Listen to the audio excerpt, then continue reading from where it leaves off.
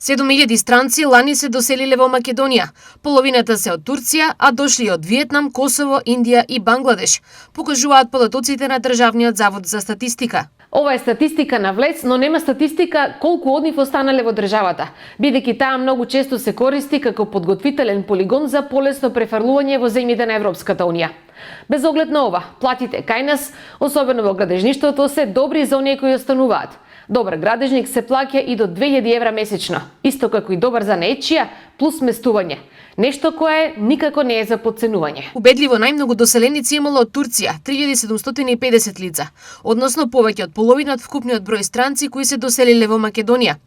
По бројно следуваат Виетнам со 1121 доселеник, Косово со 463, Индија со 264, Бангладеш со 261, Србија со 242, Албанија со 229 и Швајцарија со 193 лица. Податоците покажуваат дека Македонија во 2024 година станала дестинација за доселеници не само од соседството и европските земји, туку и од далечните азиски држави. Особено впечатлив е порастот на број на лица од Виетнам, Индија и Бангладеш, што може да се поврзе со зголемената потреба од странска работна сила во повеќе стопански дејности. Најголем дел од доселените странци, односно 5554 лица, се од европскиот континент, додека од азиските земји пристигнале 1377 лица.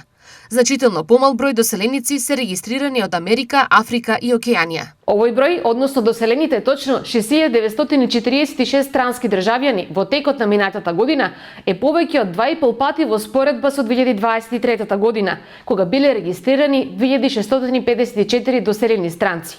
Ово кажува дека Македонија со плати и услови се приближува кон атрактивните европски земји, особено во секторот градежништво.